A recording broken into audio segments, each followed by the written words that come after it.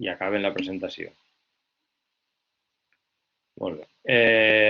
Com dic, ha treballat en àmbits, repetisc l'últim tram, ha treballat en àmbits relacionats amb la investigació aplicada i la gestió d'anàlisi de dades per a l'Organització Mundial dels Aliments en Roma, el Centre d'Informació i Recerca de la Fundació King Hussein en Jordània i l'ONG Impact Initiatives en Ginebra. Actualment treballa com a analista de dades en el seu del Comitè Internacional de la Creu Roja en Ginebra, Suïssa. I avui ens explicarà un poc, suposo, com ha arribat fins a treballar on està treballant i a què s'hi dediquen.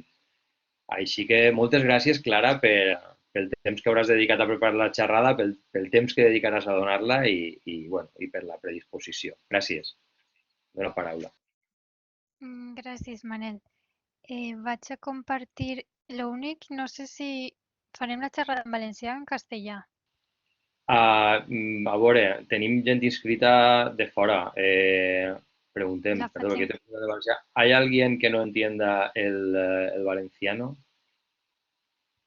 La charla la he preparado en castellano, o sea que no hay problema. Pues com digues.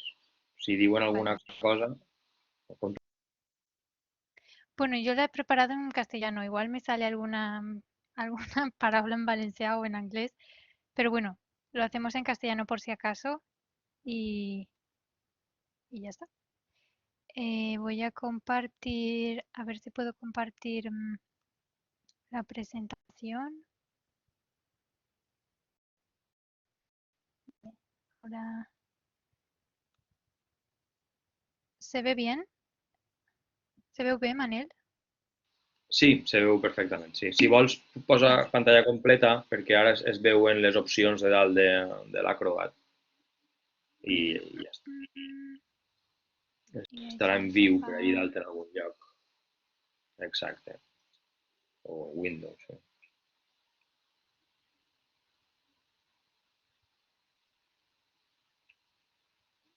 Full screen mode, ho tens ahí baix. Ah, sí, vale. Bueno, pues como ha dicho Manel, la charla va un poco sobre la cooperación internacional y más concretamente sobre la ayuda humanitaria, que es en el sector en el que yo trabajo, un poco vista como una salida profesional, digamos, alternativa o no tan, quizás no tan conocida por los estudiantes de física. La primera parte de la charla en la primera parte hablaré un poco sobre mi propia trayectoria desde la física hasta el sector humanitario, un poco por eso, porque quizás es un poco atípico. Después hablaré brevemente sobre qué es la ayuda humanitaria y sobre todo de cómo puede encajar dentro de la ayuda humanitaria el perfil de un físico o de una física. Y finalmente, en la última parte, que creo que quizás sea la más interesante, me gustaría contaros un poco lo que es el análisis de datos dentro de la ayuda humanitaria, que es el área al que yo me dedico y que de alguna forma une un poco esos dos componentes de la física y de la ayuda humanitaria. Y al final, bueno, dejaremos unos minutos para el turno abierto de preguntas o si tenéis cualquier comentario. Bueno, esta primera diapositiva intenta ilustrar lo que ha sido mi trayectoria desde que empecé el grado de física hasta ahora. Y bueno, aquí en la diapositiva se ve como una trayectoria bastante lineal, pero la verdad es que ha sido de todo menos lineal. De hecho, hablándolo con una amiga, sería más bien una trayectoria caótica donde han habido muchos factores que han influido en el que desde que empecé el grado en física hasta ahora trabajando para el Comité Internacional de la Cruz Roja, pues ha habido bastantes factores que han influido en todos esos cambios a lo largo de estos casi 11 años o más de 11 años ya. Bueno, primero, pues como imagino algunos de vosotros, estudié el grado en la Universidad de Valencia, el grado en física. Empecé en el 2010. Después me fui de Erasmus en el 2012-2013 a Londres y acabé graduándome en el 2014 con un trabajo de final de grado que me tutorizó Manel. Y bueno, ya entonces en el 2014 me planteé si realmente lo que quería seguir haciendo física o si, bueno, tenía otros intereses más relacionados con estudios sobre paz, conflictos, migraciones. Y ya fue entonces cuando empecé a buscar un poco qué otras salidas podría tener. Pero realmente esto no llegó a cuajar y bueno, es un poco siempre arriesgado y da un poco te echa un poco para atrás el cambiar tanto de ámbito. Y bueno, entre otras cosas también porque me concedieron una beca para estudiar en el extranjero, decidí hacer un máster en física en la Universidad de Heidelberg, en Alemania. Y me fui para 2 años para hacer este máster en física teórica y física de partículas. Y la verdad, visto en retrospectiva, creo que esos 2 años tuvieron una gran influencia en lo que haría después, principalmente, entre otras muchas cosas, por dos aspectos. El primero fue que, como era un máster de 2 años, el segundo año se utiliza sobre todo para, bueno, sobre todo no, se basa en hacer el trabajo de final el trabajo de final de máster en un grupo de investigación. Y yo lo hice en un equipo de física de partículas en el Max Planck, de allí de Heidelberg. Y lo bueno o lo malo de esta experiencia es que me dio una visión bastante clara de lo que sería hacer un doctorado, que era en aquel momento lo que yo tenía pensado hacer cuando acabase este máster en física. Y bueno, como veis, al final pues decidí que quizás eso no era exactamente lo que me quería dedicar en los siguientes 4 años, pero creo que fue una oportunidad muy buena para de alguna forma ponerme en la situación de decir, bueno, esto así sería lo que, así imagino sería dedicarme al ámbito académico en la física. Eso fue uno de los factores y después el otro factor fue un poco la oportunidad de estar en contacto con estudiantes, la mayoría alemanes, y ver un poco cómo se planteaba allí se planteaban los estudios en general, porque mi experiencia en España había sido que todos los años el sistema educativo y un poco los estudios están planeados para ir enlazando una cosa con otra. De forma que tú empiezas en primero de carrera, segundo, tercero, cuarto, acabas, haces el máster, acabas el máster, ya estás solicitando un doctorado y va todo un poco como en una rueda. Y, y lo, y lo que me di cuenta en Alemania es que había bastantes estudiantes, o al menos algunos de los amigos que conocí allí, que se habían tomado, pues quizás entre un semestre y otro, se habían tomado un semestre de descanso para trabajar o para hacer prácticas en empresa o para viajar, incluso para cursar asignaturas de otro grado o de otra rama de la física. Y fue un poco esa flexibilidad hacia los estudios o hacia esa forma de ir enlazando una cosa con otra la que me hizo ver, lo que me hizo ver que quizás no era necesario continuar nada más acabarse el máster con un doctorado, sino que quizás valía la pena dar un paso atrás, tomarse un periodo un poco de reflexión para realmente saber si lo que quería hacer era un doctorado o era quizás dedicarme a otra cosa. Y bueno, eso es lo que al final hice, en parte también porque mi pareja decidió tomarse también unos meses para viajar y nos fuimos juntos haciendo autostop hasta el este de Europa durante unos 6 o 7 meses y creo que fue un periodo bastante, bueno, un periodo realmente para eso, para romper un poco con esa dinámica de ir enlazando una cosa con otra y realmente poder pensar si qué es lo que quería hacer en el futuro y cómo me lo quería plantear. Y bueno, si ese año o esos meses habían sido un poco de reflexión y de descanso, el año siguiente fue más bien de experimentación. Entre el 2017 y el 2018 me estuve en voluntariado en una ONG en Valencia que se llama Valencia Coge, que trabaja con personas migrantes Y después también estuve haciendo algunos cursos online sobre temas pues de migración y de ayuda humanitaria. Y fue un poco a raíz de esa experiencia que me di cuenta que realmente era eso a lo que me quería dedicar y que me quería dedicar profesionalmente y no solo como, digamos, voluntariado. Pero como en aquel momento aún estaba un poco perdida y no sabía muy bien dónde podría encajar dentro de ese mundo que para mí era totalmente nuevo, decidí hacer un segundo máster, esta vez en acción humanitaria. Y el máster que elegí era un máster Erasmus Mundus, también de 2 años, el cual una de las cosas yo creo que muy positivas es que tiene muchas movilidades, lo que significa que cada semestre se realiza en un país diferente.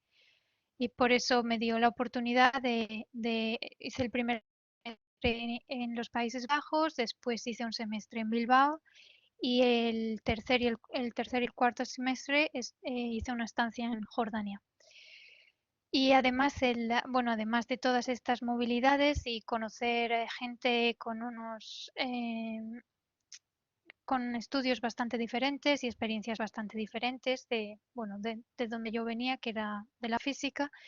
Em, Otra cosa positiva del máster es que también me dio la oportunidad de hacer varias estancias de prácticas y fue durante el máster que estuve trabajando un verano para el programa mundial de los alimentos de las Naciones Unidas.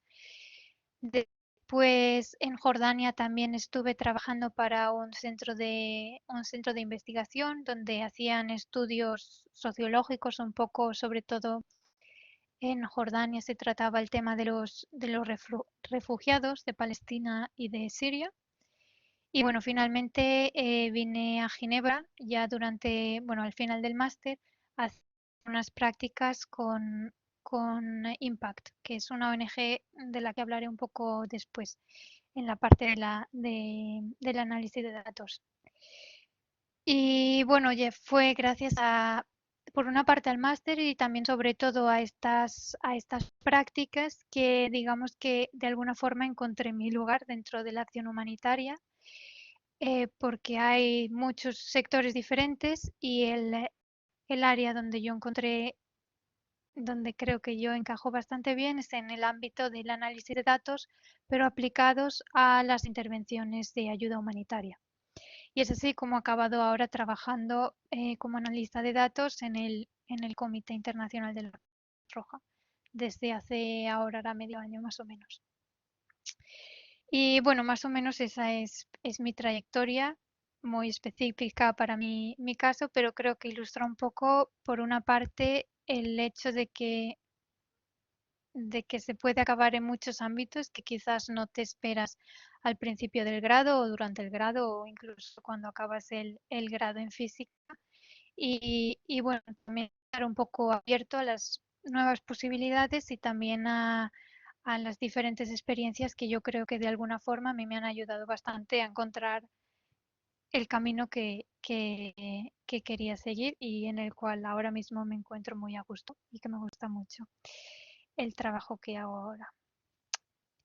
Bueno, y ahora ya es suficiente de hablar de mí, un poco sobre la ayuda humanitaria, porque sé que estamos en una escuela de física, igual pues no es un concepto muy conocido. Am, la ayuda humanitaria dentro de la cooperación internacional, la ayuda humanitaria normalmente se entiende como la asistencia que se, mm, que se da a poblaciones que se ven afectadas por una crisis, ya sea un desastre natural, como pueden ser terremotos o inundaciones, o bien por situaciones de conflicto, como puede ser una guerra. Y tradicionalmente se entiende como asistencia diseñada específicamente para salvar vidas y para aliviar el sufrimiento de las personas que sufren esta crisis en el momento que la crisis ocurre. Lo único que sí que es verdad que en los últimos años o en las últimas décadas esta definición se ha ido un poco transformando Y las organizaciones humanitarias hoy en día no solo se dedican a esas intervenciones a corto plazo, sino que también se diseñan intervenciones anteriores a una crisis para prevenir esos efectos adversos. Y también una vez ha pasado una crisis o ha empezado una guerra, se intenta no tener un enfoque solo a corto plazo, sino también pensar a largo plazo bueno, em, en desarrollar programas de ayuda económica o de ayuda para poder reconstruir estas sociedades que se han visto afectadas por una crisis. Y un poco ahí se enlaza con lo que se conoce más como la ayuda al desarrollo. Después, por otra parte, la ayuda humanitaria se basa en 4 principios fundamentales, que son la humanidad, la imparcialidad, la neutralidad y la independencia.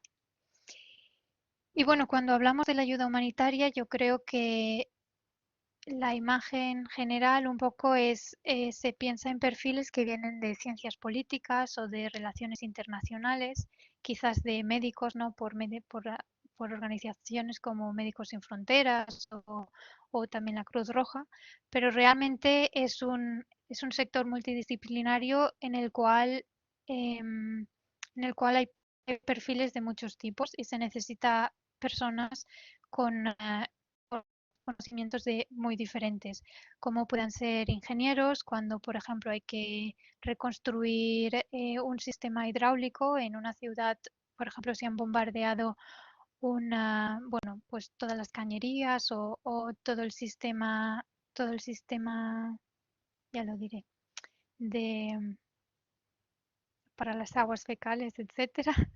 Después, bueno, también psicólogos, trabajadores sociales, sociólogos, antropólogos. Y bueno, aquí es donde entra la pregunta y los físicos realmente podemos entrar en la ayuda humanitaria y cómo puede contribuir nuestro perfil a mejorar las intervenciones en la acción humanitaria. Y desde mi experiencia, yo creo que sí que tenemos un lugar dentro del sector humanitario. Y yo creo que desde fuera el perfil de un físico o de una física, es verdad que quizás tenemos un poco de fama de frikis, pero también tenemos una buena, también se nos ve como personas inteligentes. Cuando le explicas a alguien que has hecho un grado o hasta un máster en física, bueno, pues normalmente te dice, no, debe ser muy inteligente, ¿no? Em, Después creo que también tenemos un enfoque bastante analítico y lo que en inglés se llama de problem solver, ¿no? De solucionar el problema, porque es realmente lo que venimos haciendo durante todos los estudios en física, ¿no? Es analizar y entender los datos y tratar a partir de una hipótesis, encontrar soluciones o de un problema, encontrar soluciones a este problema. Y creo que eso está muy bien valorado en el sector humanitario precisamente porque no es un perfil común dentro del sector humanitario, porque es verdad que la mayoría o gran parte de los profesionales humanitarios pues tienen una educación más, digamos, de ciencias sociales. Después también tenemos una muy buena base matemática y en estadística que también se valora y finalmente las capacidades computacionales en el sentido de que tenemos cierta habilidad o cierta formación en lo que es programación o el uso de software específico, de programas para poder hacer análisis matemáticos. Y por todo esto, por estos puntos, yo creo que el ámbito del análisis de datos, que como en muchos sectores ahora está, digamos, en expansión, ¿no? La data está en todos los documentos estratégicos de cualquier organización humanitaria, siempre vas a encontrar data en algún párrafo. Pero yo creo que realmente podemos aportar al sector al menos en mi opinión, en el ámbito del análisis de datos. También es posible pues, en otros sectores que también pudiésemos contribuir, sobre todo, por ejemplo, en aspectos del cambio climático. Pero bueno, en esta presentación me he centrado en los datos, que es el área que de alguna forma controlo más y a la que yo me dedico. Y, nada, en esta última parte de la presentación quería hablar un poco más sobre lo que es el papel que juegan o que pueden jugar los datos en la ayuda humanitaria y cómo los datos pueden servir para mejorar las intervenciones humanitarias que las diferentes organizaciones llevan a cabo en situaciones de crisis. Y aquí en esta diapositiva he simplemente mencionado 3 aspectos que yo creo que son relevantes, o 3 áreas donde creo que los datos pueden ayudar a la ayuda humanitaria. El primer ejemplo es el de, bueno, teniendo datos de una situación de crisis. Estos datos nos pueden ayudar a las organizaciones humanitarias a evaluar la situación y poder diseñar un plan de intervención, un plan de respuesta que esté basado en la evidencia. Es decir, entender bien el contexto y lo que está pasando y cuáles son las necesidades para poder llevar lo que se necesita a ese contexto específico.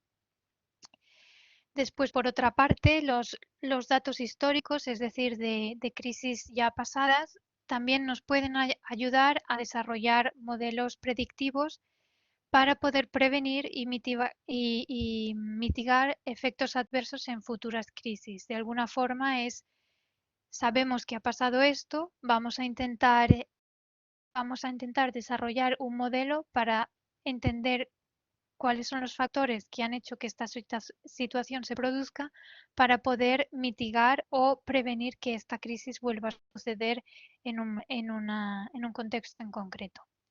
Y después, finalmente, el último punto está un poco más relacionado con los derechos humanos y no tanto con la ayuda humanitaria.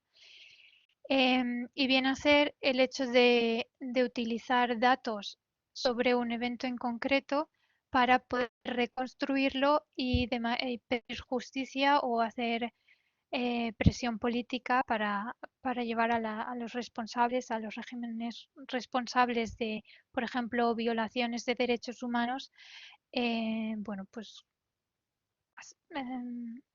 llevarlos ante las cortes internacionales o make them accountable. No me sale ahora en español, pero bueno. Ahora os voy a enseñar, he seleccionado 4 ejemplos para un poco ilustrar estos 3 puntos, porque se entenderá mejor cómo este análisis de datos y las posibilidades de modelizar situaciones de crisis nos pueden ayudar a mejorar la ayuda humanitaria.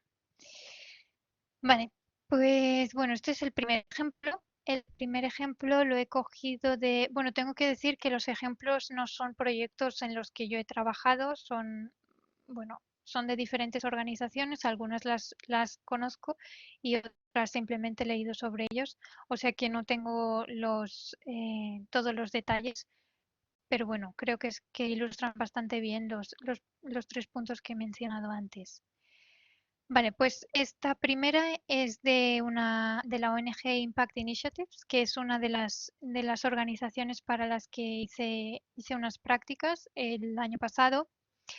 Y en Impact Initiative la organización lo que hace se centra en evaluar la situación en diferentes zonas en crisis, sobre todo por conflictos armados o en situaciones donde hay desplazamiento interno o situaciones con refugiados, y de forma que pueden proveer la información necesaria a otras organizaciones humanitarias para que éstas puedan desarrollar puedan desarrollar intervenciones que estén basadas en la situación real. Y el ejemplo concreto que muestra esta diapositiva es una evaluación de las necesidades en los campos de refugiados Rohingya en Bangladesh. No sé si quizás habéis leído en las noticias o habéis oído hablar del grupo Rohingya. Es un grupo étnico que vivía, bueno, que vivía en Myanmar, pero que ha sufrido una persecución y una limpieza étnica tuvieron que emigrar. Bueno, hubieron migraciones masivas desde Myanmar a Bangladesh. Y ahora en Bangladesh hay varios campamentos Rohingya desde hace unos años.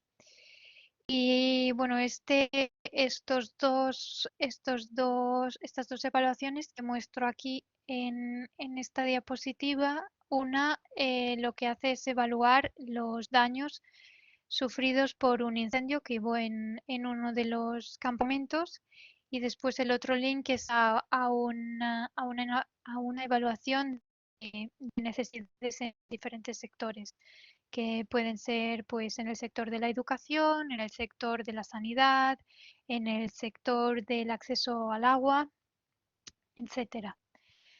Por lo tanto, el objetivo, como digo, de este tipo de evaluaciones es entender las necesidades de la población afectada por la crisis, en este caso los refugiados en Bangladesh. Después los datos que maneja Impact normalmente son encuestas, después entrevistas y discusiones grupales, y también uno de los puntos fuertes de Impact, que creo quizás también sea interesante desde el punto de vista físico, son las imágenes de satélite, que también suelen utilizarse, por ejemplo, en física medioambiental. Los métodos de análisis son normalmente métodos cuantitativos, que vienen a ser métodos estadísticos, entender cuál es el porcentaje de población que no tiene acceso a la educación, o el porcentaje de mujeres que han sufrido violencia de género. Este sería un tipo de análisis cuantitativo, y después el análisis cualitativo es el que se hace a partir, por ejemplo, de entrevistas concretas o de discusiones grupales, para entender un poco más o para darle el contexto a esos números, el por qué hay un 30% de mujeres que han sufrido violencia de género, o por qué hay violencia sexual en el trayecto desde, desde el refugio donde viven las familias a las letrinas. Bueno, pues con ese análisis cualitativo de entrevistas o discusiones se intenta entender mejor el por qué, no tanto el cuándo, sino el por qué. Y bueno, finalmente, como decía, el análisis espacial utilizando sistemas de información geográfica, que en las siglas en inglés es GIS, en, bueno, en el que se utiliza, como digo, imágenes de satélite, pues por ejemplo, mapear todas las zonas que se han visto afectadas, en este caso por el incendio, o no sé, en otras evaluaciones, pues los edificios que han sido destruidos en un bombardeo, en una ciudad, en un país en guerra, etcétera. Y bueno, como decía, el impacto que pueden tener este tipo de análisis es dar la información necesaria a las diferentes organizaciones humanitarias, para que puedan diseñar una intervención que esté basada en la evidencia, y que se pueda priorizar las necesidades que tienen una mayor demanda. Y esto caería un poco dentro del primer punto que mencionaba antes sobre los datos, entender los datos de la situación actual para poder actuar según esta información. Vale, con esto paso al segundo ejemplo. El segundo ejemplo es un análisis predictivo del Center for Human Data, que es un centro asociado a la Oficina de la ONU para la Coordinación de Asuntos Humanitarios, que se llama OCHA en inglés. Y el ejemplo en concreto es no sé qué he hecho. Eje.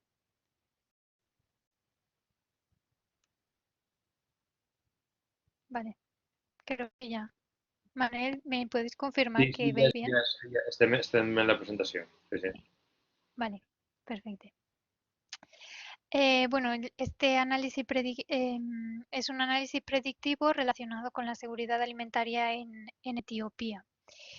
Y este análisis se marca dentro del enfoque de la acción anticipada. Y la idea de este enfoque de la acción anticipada es, como decía antes, en vez de responder a la crisis una vez haya pasado, tratar de adelantarse a la crisis para poder tomar acciones que mitiguen o que prevengan que esa crisis o que los efectos de esa crisis sean tan negativos para la población que lo sufre. En concreto, este análisis se centra en Etiopía, que es un país que ha sufrido de forma regular situaciones de sequía y de hambruna. Y lo que busca este análisis es desarrollar un mecanismo de alerta temprana que permita responder a una posible crisis de inseguridad alimentaria relacionada con la sequía.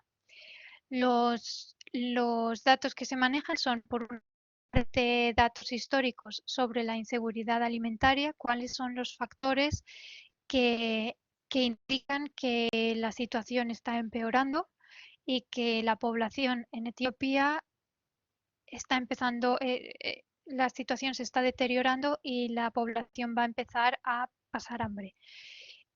Eso por una parte, y por la otra parte las previsiones meteorológicas para entender si en un año concreto va a haber sequía o no en la época de lluvias.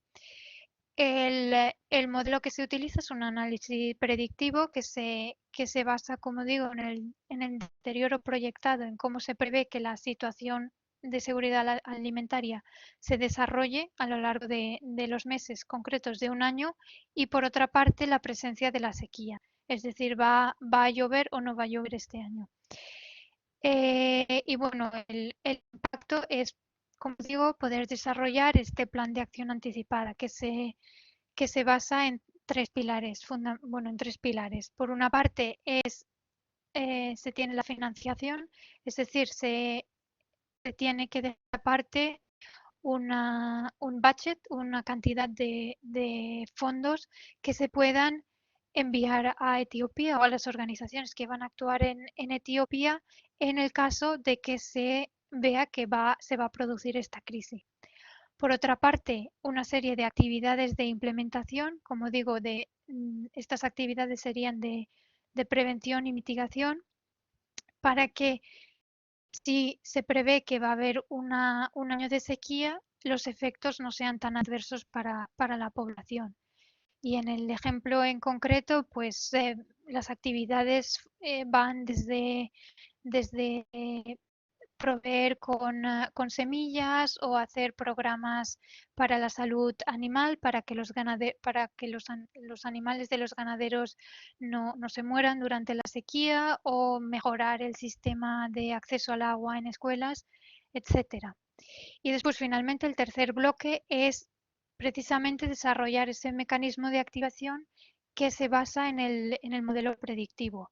Lo que significa es definir concretamente en qué momento se va a pasar, o definir el umbral en el cual te va a decir, bueno, pues si pasamos de este umbral, la situación realmente es muy mala y debemos actuar antes de que la situación empeore. Bueno, y ese mecanismo de activación, que es el que activa esta alerta temprana, es posible desarrollarlo gracias a este análisis predictivo. Y bueno, este sería, como decía antes, sería el segundo punto, es entender las crisis anteriores, los datos de crisis anteriores en Etiopía, los diferentes factores para poder desarrollar modelos predictivos que nos ayuden a prevenir o mitigar los efectos de la crisis. Y este enfoque, por ejemplo, también se utiliza bastante en temas de mitigación contra el cambio climático. Sabemos que va a haber un cambio climático que va a traer pues mayores inundaciones en ciertas regiones. Por tanto, ¿qué es lo que podemos hacer? ¿Cómo se va a desarrollar esta situación y qué es lo que podemos hacer para que no afecte tanto a la población en las diferentes regiones donde sabemos que esto se va a producir? Vale, aquí tenemos el tercer ejemplo. Y bueno, este ejemplo es de un grupo del Human Rights Data Analysis Group, junto con una organización que se llama Data Cívica y, el Programa de Derechos Humanos Ibero de una universidad de México. Y este proyecto en concreto utiliza la inteligencia artificial para bueno, trabajar en el tema de las fosas clandestinas en México. Como imagino sabréis, México es una zona bueno, de tránsito y una zona con bastantes, no conflicto, pero bastante violencia, donde debido sobre todo al narcotráfico, pues hay muchas personas desaparecidas y muchas personas que han sido asesinadas y enterradas en fosas clandestinas que no se sabe dónde están actualmente o que no se han desenterrado. Entonces, el objetivo de este proyecto era tratar de identificar en qué municipios, en qué zonas de México hay más probabilidad de encontrar estas fosas clandestinas para poder abrirlas y poder proveer con respuestas a las familias que tienen un familiar desaparecido. Lo que utiliza este proyecto es un modelo de aprendizaje automático, que en inglés se conoce como Machine Learning, y utilizando un método de Random Forest, lo que significa que utilizan datos conocidos de fosas que han sido ya encontradas en diferentes municipios, junto con variables de estos municipios, datos geográficos y sociodemográficos, porque el proyecto parte de la hipótesis que la distribución de estas fosas clandestinas no es aleatoria, sino que hay ciertas características que hacen que un municipio sea más probable de tener estas fosas. Por ejemplo, que esté cercano a la frontera, ya sea con Estados Unidos o la frontera sur. O, por ejemplo, que estén en la ruta del tráfico de drogas. O bien que sean zonas montañosas. Pues se juntan esos dos tipos de información y se entrena al algoritmo para que sea capaz de predecir qué municipios tienen una alta probabilidad de observar fosas clandestinas, pero en los cuales no se han encontrado aún esas fosas clandestinas. Y bueno, el impacto obvio de este proyecto es proveer a los municipios y a las autoridades responsables con una lista de municipios en los cuales es más probable que se vayan a encontrar esas fosas clandestinas, y al mismo tiempo también darles a las familias de los desaparecidos una herramienta para poder presionar al gobierno y pedir justicia, pedir que se busque en esas zonas. Porque, bueno, pues México, el área sería muy grande, ¿no? Y sería muy complicado intentar buscar en todos los municipios, pero esto ya nos está dando una lista de municipios que se deberían priorizar.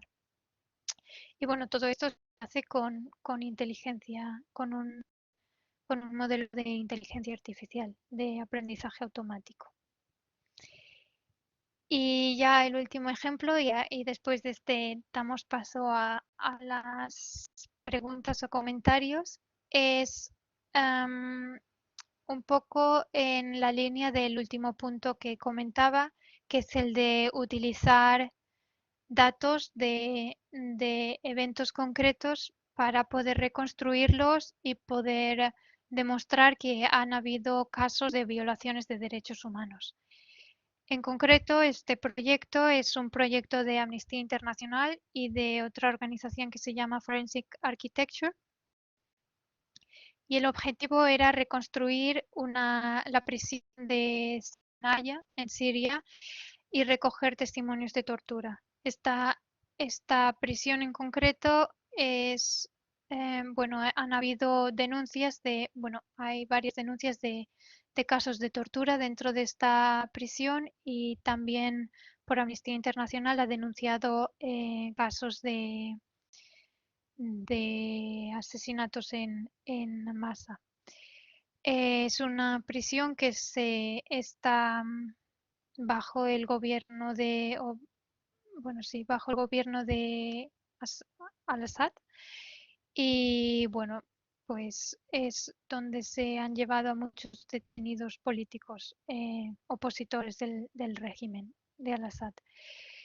Y bueno, el objetivo del proyecto era reconstruir la prisión de Sainaya porque no existen imágenes del interior de la prisión, solo existen estas imágenes de satélite y tampoco se permite el acceso a observadores externos que puedan de alguna forma monitorizar que no se están produciendo violaciones de los derechos humanos o de los tratados internacionales como pueda ser el Tratado contra la Tortura.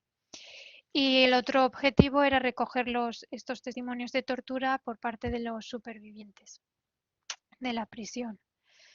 Y bueno, el método que utilizan está quizás un poco alejado de los ejemplos anteriores, pero me había parecido también un ejemplo interesante. Y lo que se utiliza, bueno, se desarrolla un poco de software y se hace una recreación en 3 dimensiones utilizando una modelización arquitectónica y acústica. De forma que el resultado de este proyecto, si vais al link que está en la presentación, veréis que es una reconstrucción en 3D de la prisión, tanto por fuera como por dentro, y bueno, pues se puede hacer una visita virtual, por así decirlo, de la prisión y también se pueden leer los testimonios de los supervivientes. Y bueno, el impacto que tiene el proyecto es sobre todo denunciar esos casos de tortura y de violaciones de los derechos humanos y sirve como una herramienta de presión social y política por parte de Amnistía Internacional y otras organizaciones centradas en los derechos humanos para de alguna forma denunciar estos casos de tortura. Y bueno, con esto creo que acabo ya la presentación y damos paso al turno de preguntas. Bueno, moltes gràcies. Jo tinc 2.000 preguntes, així que si ningú pregunta, preguntaré jo. Vale, mira, ahí n'hi ha preguntes. Manel, no sé si Digues. estic encara compartint pantalla. Estàs compartint pantalla? Pots Sí, deixar de compartir si vols, perquè si cal ja... atura, vale, Molt ja, bé. ja A està. veure, et diu, una pregunta en el xat, t'està preguntant, a veure si puc obrir-lo, no sé què està passant-me. O sigui, ara l'he obert i l'he tancat. ¿Qué camino formativo recomendarías una vez Llegeixo tu bé. finalizado el grado de física? De Pablo. Deixa de gravar les preguntes.